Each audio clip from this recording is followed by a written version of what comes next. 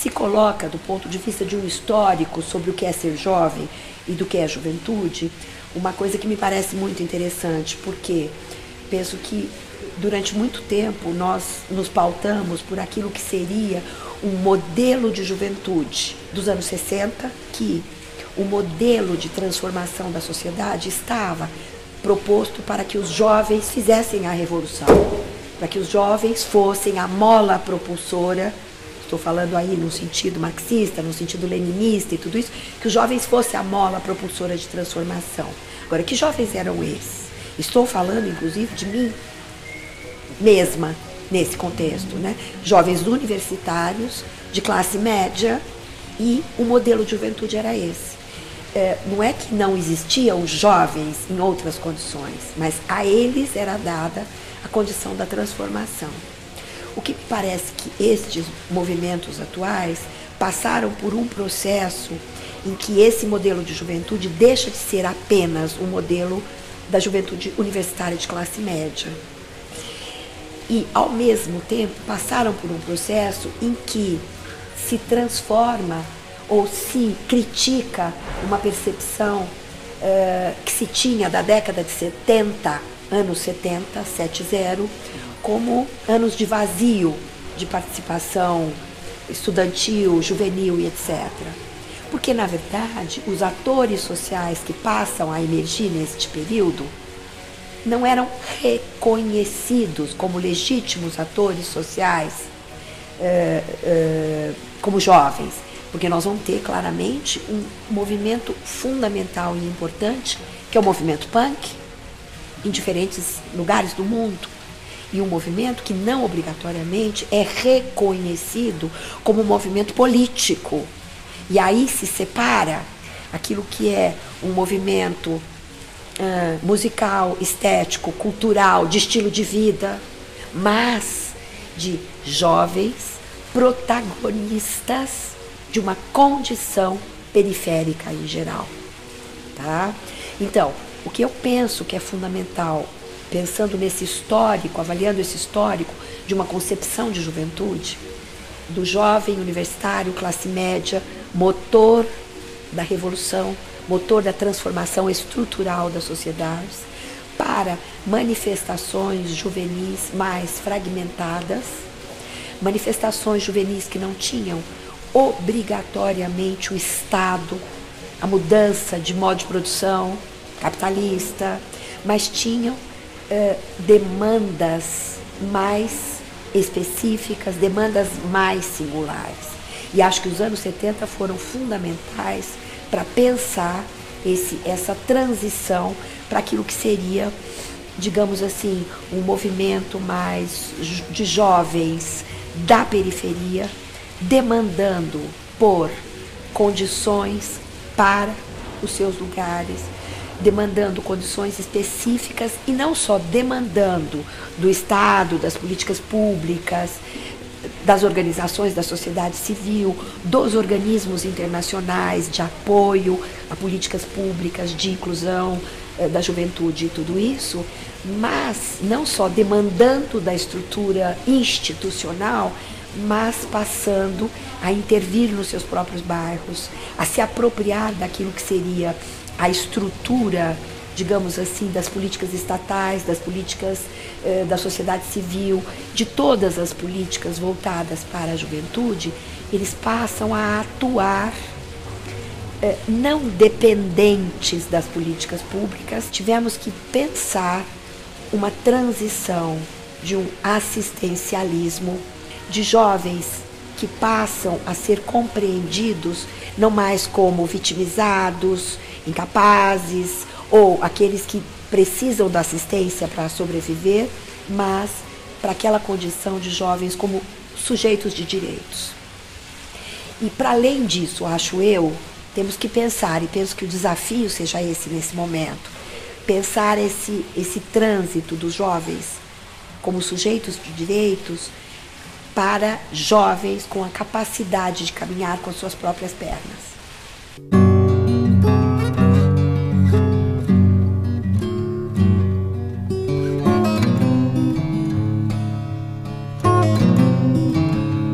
Acho que as políticas públicas do Brasil passaram por esse percurso que eu acabei de marcar agora. Jovens que precisam da assistência para sobreviver, jovens sujeitos de direito e jovens, digamos assim, que as políticas públicas consigam compreender que do assistencialismo ao jovem como sujeito de direito, nós temos que dar um passo a mais, que é este passo de que a política seja não, digamos, aquela que cria a dependência, ou do Estado, ou mesmo das organizações da sociedade civil, não a que cria dependência, mas aquela que gera no processo de formação a capacidade para esta possível autonomia juvenil. Eu acho que a diferença fundamental é essa. Essa concepção é fundamental. Vou dar um exemplo. Projetos de inclusão digital. O que eu penso que seja isso? Não basta treinar os jovens para que eles possam, digamos, aprender a lidar com as tecnologias. Nós precisamos propor ambientes de formação em que formas da percepção se alterem.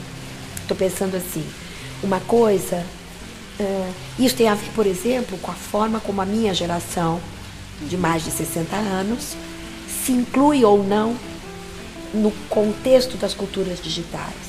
Eu posso me incluir como alguém que reproduz, ou eu posso ter a condição de formação que, para além de reproduzir modelos já existentes, uma formação que permita brechas de criatividade para que eu seja, para além de reprodutor, produtor das condições que este curso, que esta proposta, que este projeto de políticas públicas me permite. Obviamente que do ponto de vista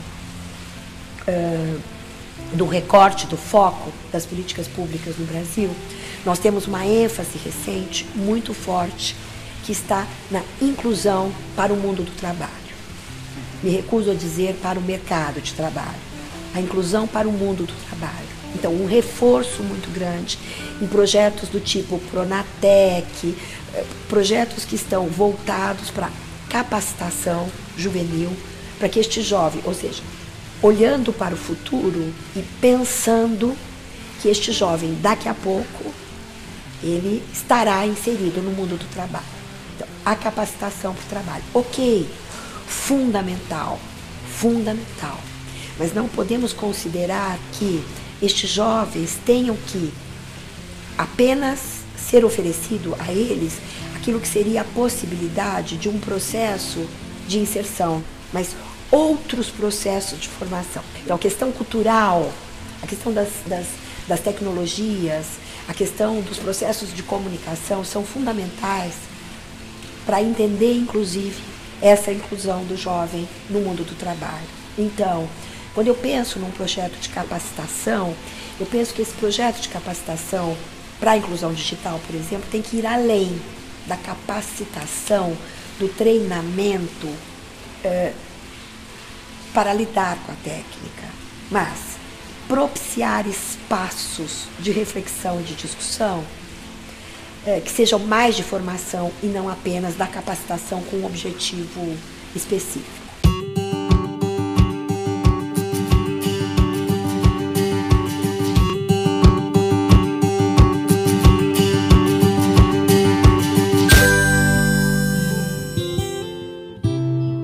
Em primeiro lugar, que acesso não seja sinônimo de inclusão. Inclusão demanda algo além do acesso. E tem a ver com o que eu estava falando agora há pouco. Que estratégias me pareceram fundamentais nos últimos anos? Então, primeiro, que os organismos, gestores, proponentes de políticas públicas passam por um processo de mediação. Eu vou dar o exemplo do CONJUVE, do Conselho, que é fundamental. Ali estão jovens, representantes de organizações e tudo isso. Ou seja, a presença de jovens dentro daquilo que seria o processo de gestão. De jovens, não jovens apenas selecionados por mas jovens que, de certa maneira, demonstraram um protagonismo, demonstraram algo extremamente positivo e uma liderança.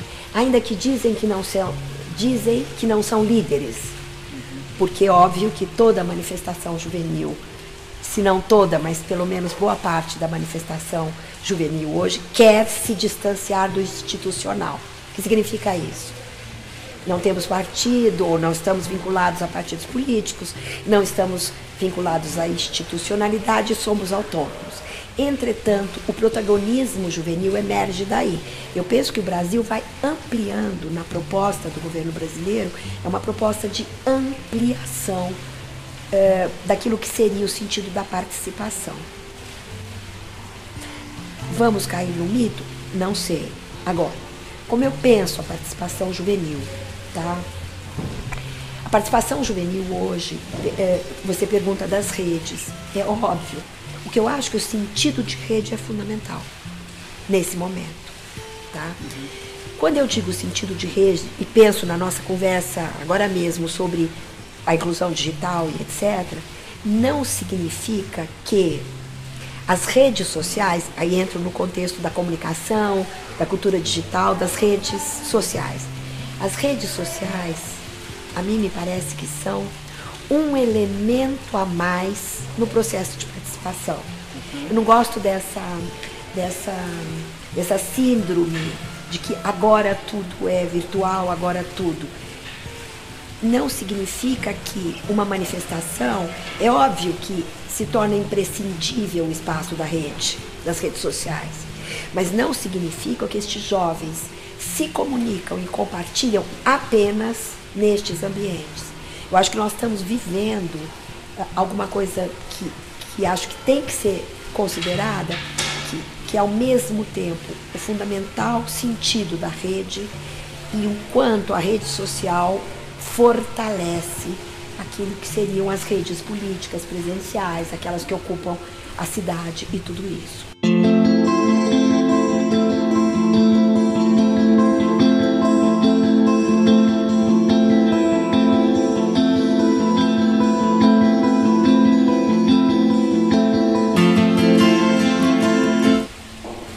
Uma tristeza, esse fosso que dicotomiza.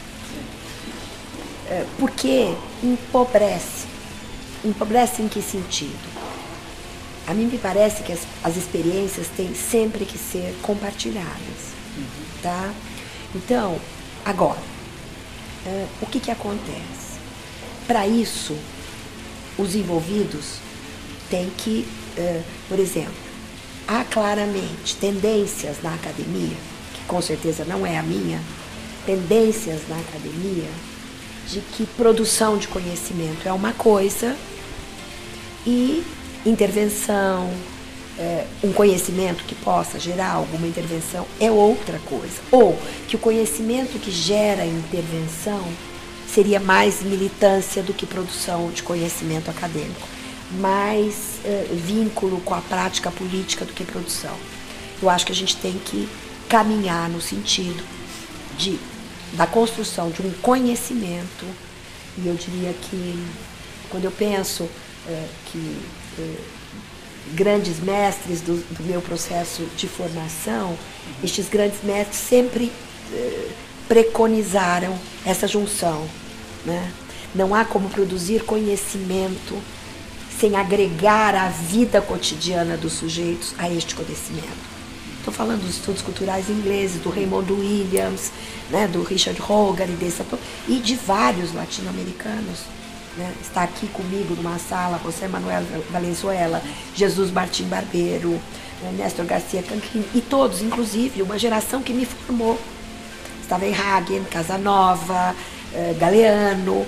Então, para mim, isso é pressuposto da produção do conhecimento. Talvez a academia olhe dizendo isto é política, não é produção de conhecimento. E a política pública, os gestores de política pública, eles demoram muito para pensar, eles demoram muito para produzir. Precisamos de coisas mais emergenciais. Eu penso que estas coisas vêm sendo, sim, trabalhadas. E eu diria que isto tem a ver, eu vou dizer assim, quando em São Paulo, na cidade de São Paulo, por exemplo, a primeira prefeitura do PT assume, ela de certa forma esvazia boa parte da universidade. E aí começa um processo em que as coisas estão juntas, em que toda aquela teoria acumulada, né? Eu penso, por exemplo, no governo da Luiza Erundina, eu sou da Pontifícia Universidade Católica, a PUC se esvaziou, foi trabalhar junto na prefeitura. Isso aconteceu com Marta Suplicy e isso aconteceu de uma forma incrível com a chegada do Lula no governo federal. Então, e não só uma mobilidade acadêmica, como uma mobilidade de várias universidades brasileiras que foram, óbvio, o que se dizia que nós, vou dizer um nós, porque eu estava nisso, que nós não tínhamos capital acadêmico, capital de pensamento, igual se tinha no governo anterior. Tá? E quando, na verdade, nós fomos todos chamados para colaborar com este processo. Então, eu acho que, na prática, nós vivemos... Agora, é óbvio que continuam na academia pesquisadores e docentes que dizem que o conhecimento tem que ser produzido ali dentro e que a vida cotidiana é uma coisa e que a reflexão é outra. Tá?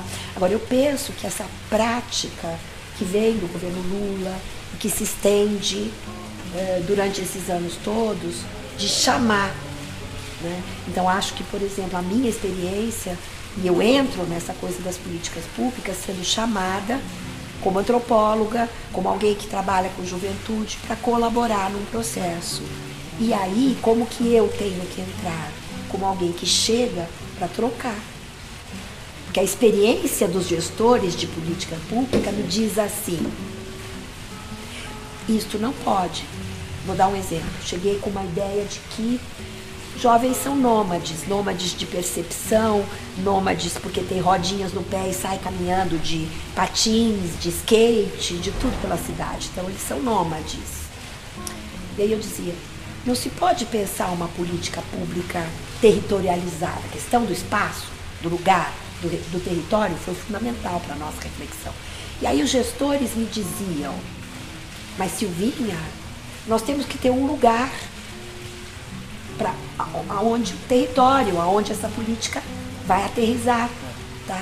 Então veja essa troca em que eu chego com um conceito e o gestor me diz, mas nós precisamos. Aí eu digo para ele, vamos adequar, desde que este lugar não seja o lugar em que tudo na vida dele aconteça. Nós temos que pressupor que ele vai pôr a rodinha do skate e vai sair pela cidade.